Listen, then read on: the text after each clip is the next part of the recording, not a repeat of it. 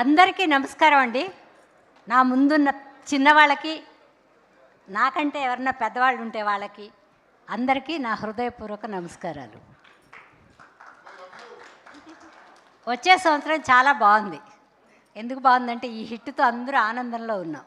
ఆర్టిస్టులుగా ఇందులో చేయకపోయిన వాళ్ళు కూడా ఆనందంగా ఉన్నారు. ఎందుకంటే ఇవాళ సినిమా బాగుంది అని వినడమే వజ్రం దొరికినట్టు అనిపిస్తుంది. అంత కష్టంలో ఈ సినిమా హిట్ అయిందంటే చాలా సంతోషం. మా ప్రొడ్యూసర్స్కి బోల్డ్ అంత డబ్బు రావాలి, మా డైరెక్టర్ గారికి బోల్డ్ అన్ని సినిమాలు రావాలి, అందరు ఆర్టిస్టులు బిజీగా ఉండాలి, వీళ్ళందరూ సినిమాల్లో చేస్తా అని కోరుకుంటూ, అందరికంటే ముందు ప్రేక్షకులకి చాలా చాలా చాలా చాలా థ్యాంక్స్ అండి. నూతన సంవత్సర శుభాకాంక్షలు. ఎందుకంటే నూతన సంవత్సరంలో అక్కడికి రాలేం కాబట్టి ఇక్కడే చెప్తున్నాను. పత్రికల వారికి, టీవీ ఛానల్ వాళ్ళకి కొంచెం మంచిగా వేయండిరా, మా సినిమా ఇంకా ఇంకా బాగుందని వేయండి. వాళ్ళు ప్రేక్షకులు ఒప్పుకున్న మీరు ఒప్పుకోరు, అదే వచ్చింది తిప్పలు మాకు. బాగుందని వేయండి. అందరూ క్షమించాలి. ఇందులో చేసిన వాళ్ళందరూ చాలా బాగా చేశారు. నా వేషం మాత్రం డైరెక్టర్ గారు సూపర్గా తీశారు. తర్వాత ఏమీ కాంప్రమైజే లేదు. విగ్గు పెట్టుకుంటానండి అన్న, వద్దమ్మా అన్నారు. ఆయన వద్దంటున్నారు, మనం పెట్టుకుంటే బాగుంటుందేమో, బాగా తీయరేమో అని లేకుండా చేశా. అయినా అందంగా ఉన్నాయి. చాలా సంవత్సరాల ముందు కృష్ణవంశీ గారు వాళ్ళు వీళ్ళు విగ్గు అది ఏమో వద్దమ్మా అలా వచ్చాయన్నారు. అప్పుడు కొంచెం బొద్దుగా ఉండేదని బాగున్నాను అనుకున్నా. ఈయన సినిమాల్లో కూడా అందంగానే ఉన్నాను. ఇంకా పైన ఏమన్నా సినిమాలు వస్తే ఇలా న్యాచురల్గానే చేద్దామని నేను డిసైడ్ అయిపోయాను.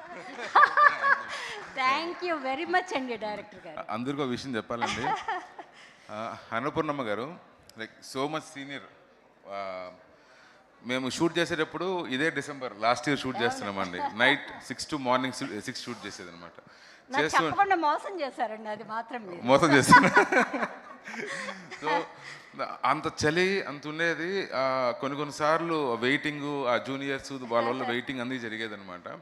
సో నేను అన్నపూర్ణమ్మ గారిని రామరాజు గారు మేడం ఇద్దరిని మీరు క్యారవాన్లో వెళ్ళి కూర్చోండి, లేదు సార్ ఇక్కడే ఉంటాం, మీరు అక్కడ వెళ్ళి కూర్చోండి మేడం మళ్ళీ ఎందుకు అంటే లేదు ఇక్కడే ఉంటాను.